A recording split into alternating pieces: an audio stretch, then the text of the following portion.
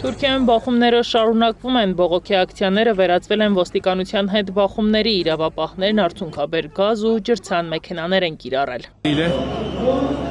Şu anda temsili tabutun göstericiler tarafından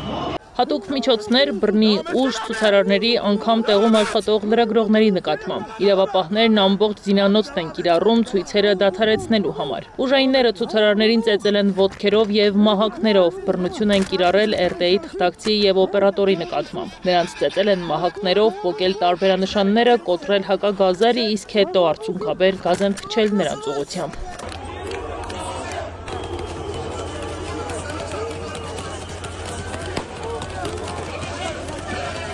Ամբողջ գիշեր Թուրքիայի ամենատարբեր բնակավայրերում բախումները չեն դադարել։ Այս երկրի ներքաղաքական կյանքին ծանոթ փորձագետները կարծում են, որ առաջիկա օրերին իրավիճակը շարունակելու է լարված մնալ։ Իսկ որ ամենակարևորն է, հեռուստառադիոյի ոլորտում մոնիտորինգ կատարող պետական մարմինը, որը փաստացի թուրքական մեդիայի գլխավոր գրաքննիչ գերատեսչությունն է, կարգադրել է երկրի խոշորագույն հեռուստաընկերություններին չցուցադրել բողոքի ցույցերը։ Տնտեսական վատ դրությունն անգամ լուսաբանելու ենթակա չի։ Թուրքական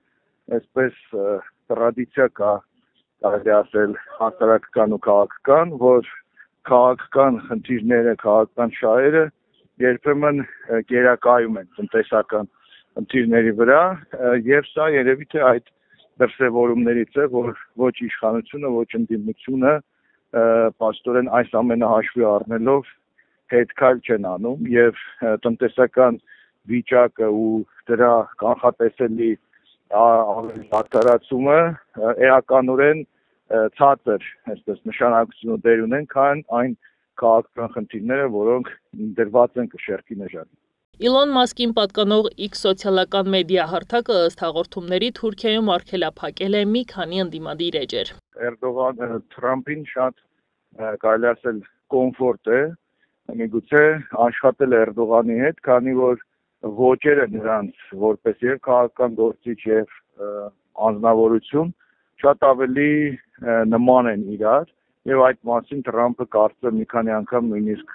արտահայտվել է։ Միացյալ Նահանգները թեպետ հայտարարել է, թե չեզոք է եւ Թուրքիայի ներքին կյանքին չի միջամտում քաղաքական կյանքում։ Իդեպ այդպիսի հայտարարություն արել է նաեւ Ռուսաստանը, բայց մասնագետներն ասում են, Վաշինգտոնն ամեն դեպքում տասնամյակներ շարունակ խառնվել է այս երկրի ներքաղաքական գրեթե բոլոր գործընթացներին։ Մինչև հեղաշրջումները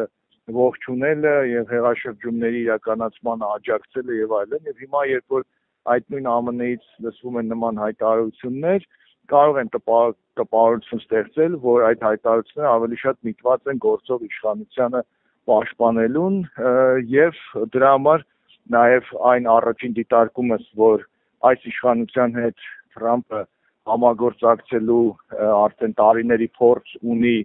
եւ կարծես այսպես հարմարեցված, գծված աշխատելաոճ կա, ու ինչպես նաեւ լիդերների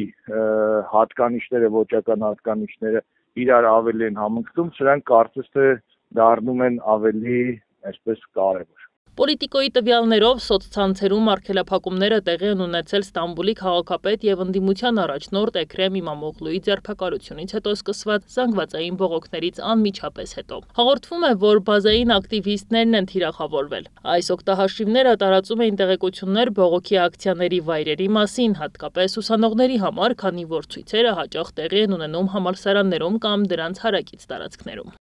Թուրքական իշխանությունը հայտնաբերել է 326 սոցիալական մեդիա էջ, որոնք հրահրում են ատելություն։ Դրանցից 72-ը գտնվում են արտասահմանում։ Մեր կիբերհանցագործությունների եւ անվտանգության վարչությունների համատեղ աշխատանքների արդյունքում ձերբակալվել է 54 կասկածյալ, իսկ մյուսներին հայտնաբերելու գործողությունները շարունակվում են։